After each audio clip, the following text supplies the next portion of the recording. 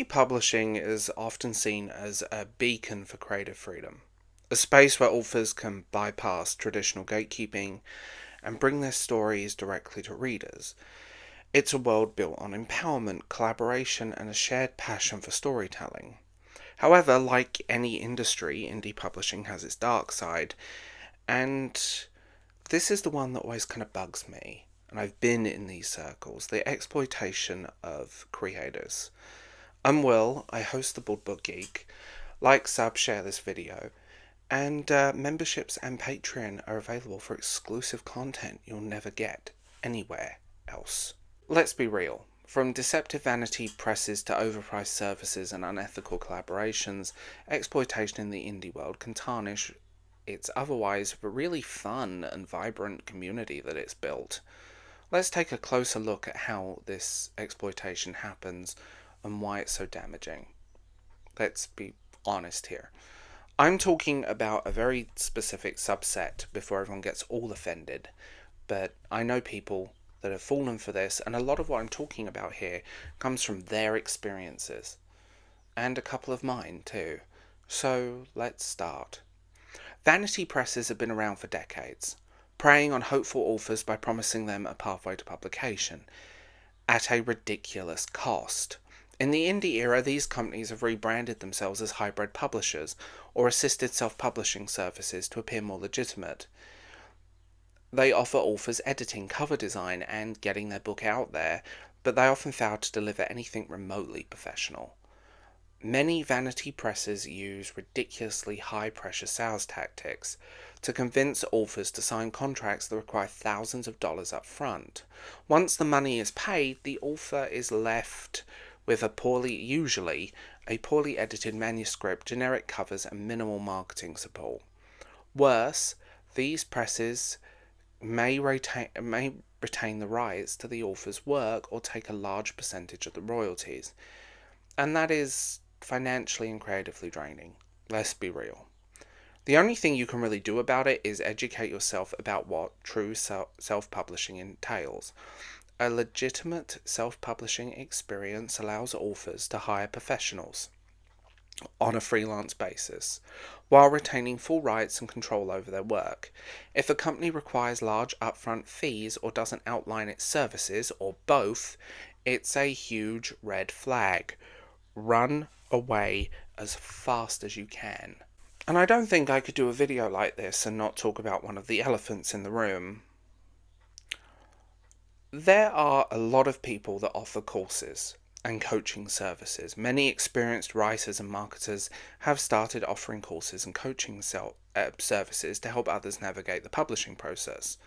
While some of these resources are valuable, the space is filled with individuals who exploit inexperienced authors by offering overpriced or inefficient courses. A PDF and a Facebook group is not a course. Some of these courses promise insider secrets to the best-selling status, claiming to know the formula for success.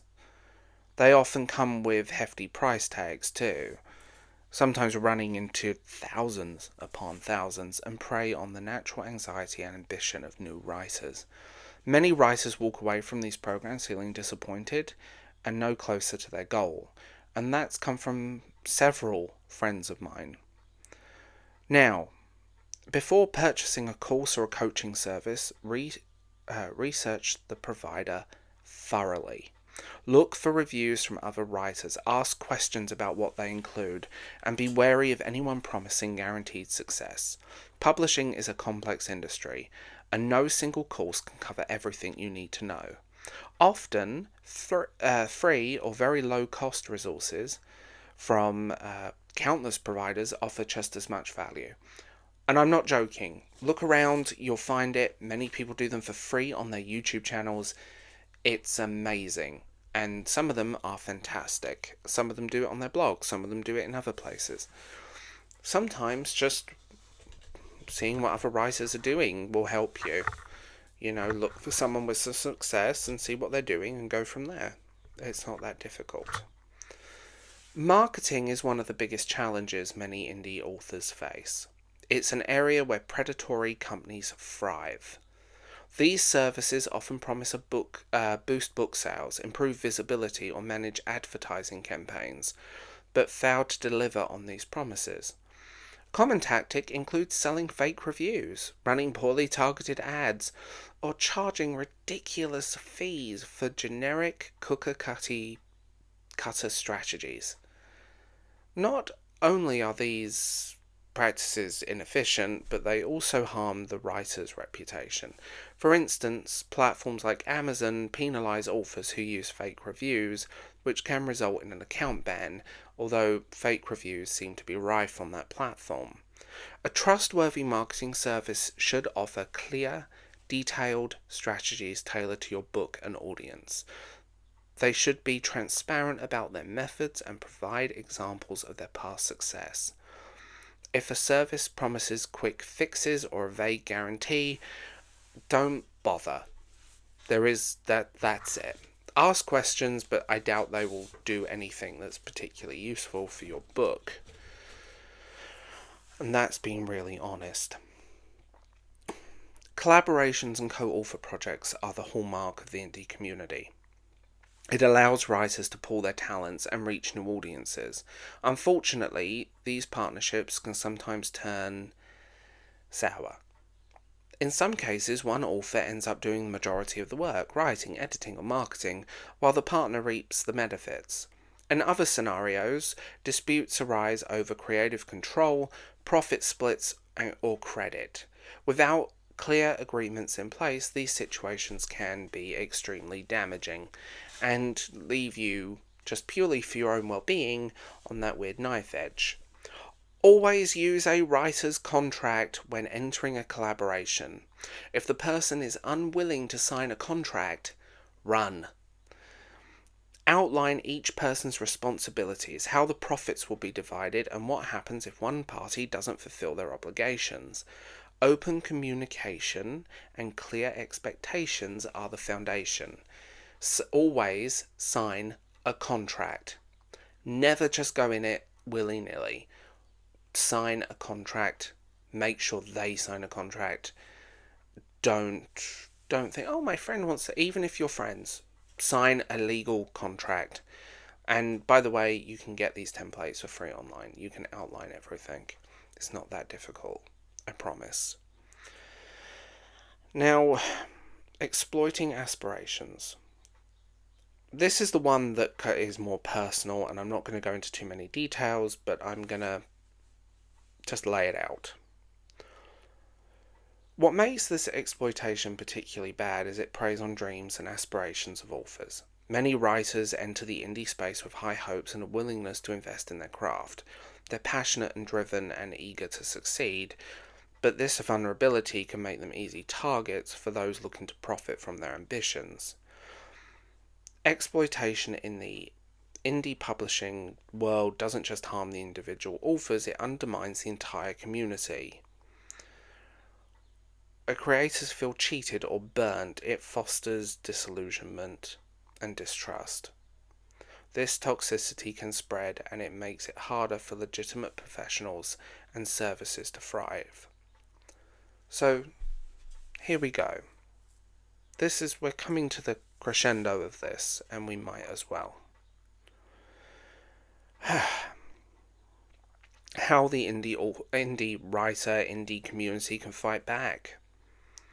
While exploitation is a serious issue, the indie publishing community has the power to combat it. And I'm gonna be really real here, and more people need to hear this. So, for all the people in the back, I hope you're listening, I hope you're taking notes, and I hope you're enjoying my TED Talk. Share knowledge freely. Experienced authors should share their insights and resources with newcomers to help them navigate the industry. YouTube videos, blog posts, social media threads can provide valuable education at no cost. And there are people that do this, and they are fantastic. Call out predatory practices. When you see unethical behaviour or experience it, don't stay silent. Publicly sharing your experience or warning others can help protect your work and other people's work. Support ethical services and professionals.